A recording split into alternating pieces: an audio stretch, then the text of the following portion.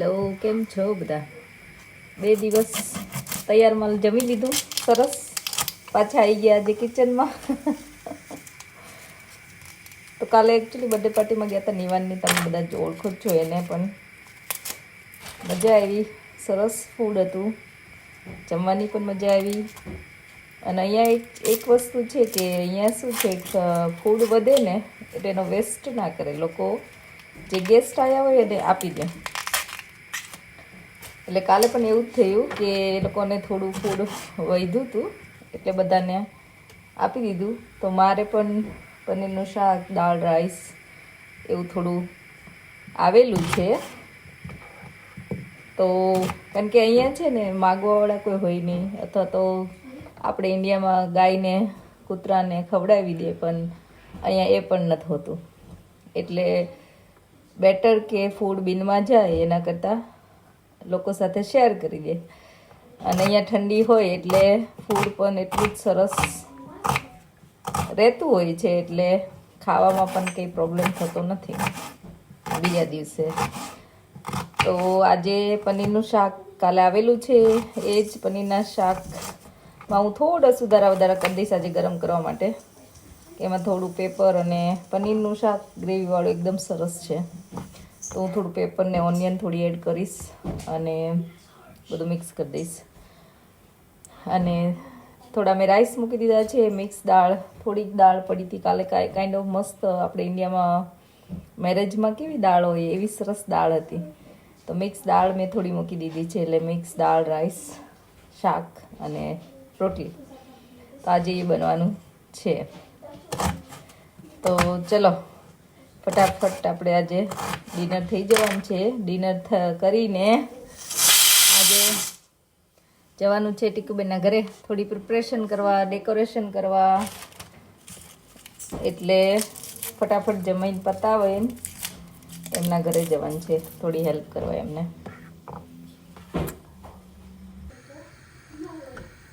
આજે બનવાનું છે મિક્સ દાળ, કાઇન્ડ ઓફ તડકા દાળ હોય ને એ રીતનો, પણ એકદમ સાદો વઘાર જ કરીશું લસણથી. અને આમાં છે રાઈસ, થોડા રાઈસ મૂકી દીધા છે, પનીરનું શાક છે અને રોટલી બનાવીશ. તો આજે બીજું કાંઈ બનવાનું નથી.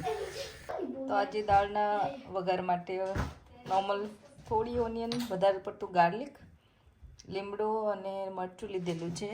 આમાં મેં ઘી અને તેલ 2 મિક્સ લીધેલું છે. અને ખાલી આપણે જીરાથી વઘાર કરીશું. થોડી હિંગ આપણે એડ કરીશું.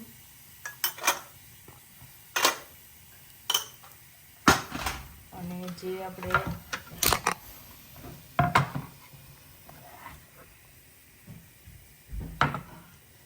ઓનિયન, ગાર્લિક અને મીઠું લીમડોની છે આપણે એડ કરી દઈશું. થોડું આપણે 1 ટમાટું એડ કરીશું, તો ટમાટો પેસ્ટ જે હોય તમારી પાસે.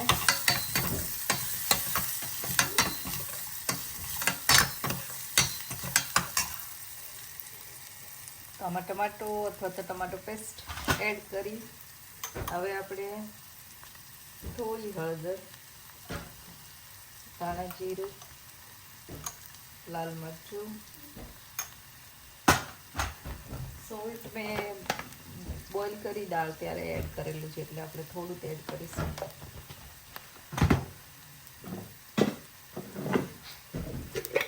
થોડું આપણે ગરમ મસાલો એડ કરીશું.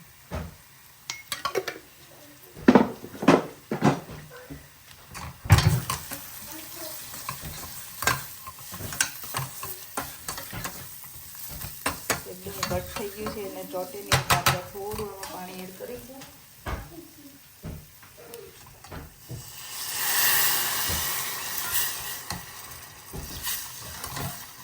અને બધો મસાલો પણ એકદમ સરસ મિક્સ થઈ જાય અને નીચે બળે પણ.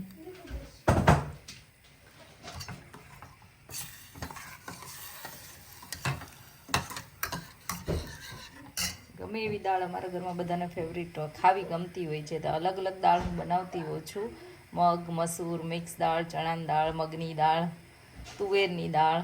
તમારા ઘરમાં કઈ કઈ દાળ બનતી હોય છે એ મને કહેજો. તો અડદની દાળ પણ ઘણા બનાવતા હોય. એકચ્યુઅલી અડદની દાળ ને રોટલા બનાવે કાઠિયાવાડમાં. જો આ દાળ સરસ રીતે બોઇલ થઈ ગઈ છે. આવી રીતે મને ગમે, એકદમ ઓલી થઈ જાય એના કરતાં. અને હવે આપણે જે વઘાર કર્યો છે એ વઘાર એમાં એડ કરી દેવાનો છે.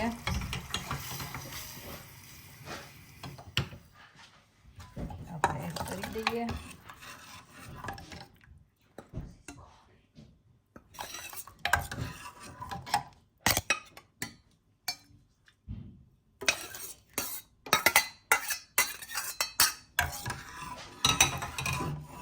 આપણે ઉકળવા દઈશું દાળને.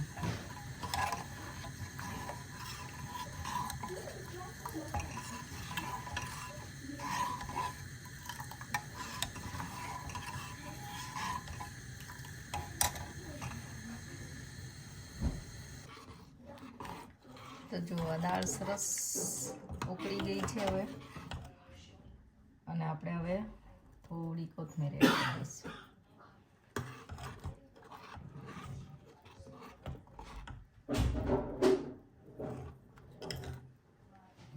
આ રીતે નોર્મલ અને ઓછા ઓલા સાથે ટેસ્ટવાળી પણ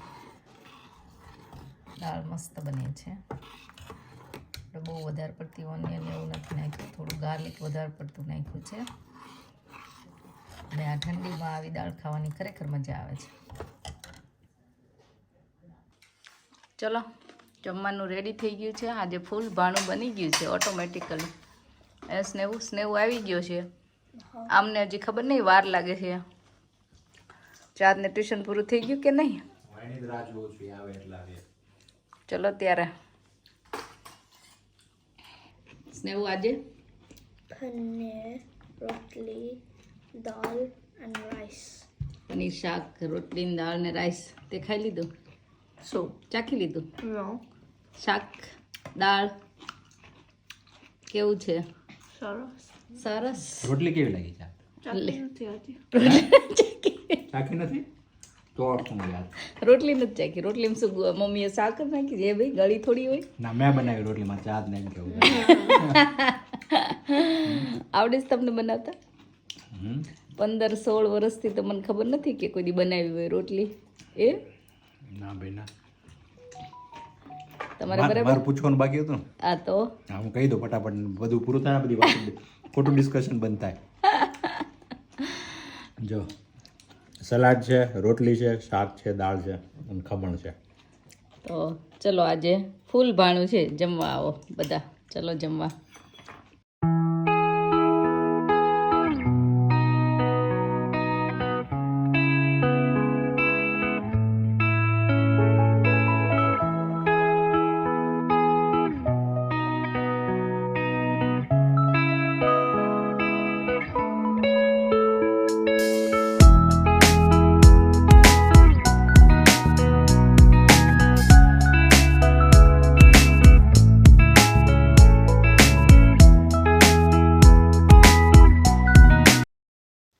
ફાઇનલી બધી તૈયારી થવા માંડી છે.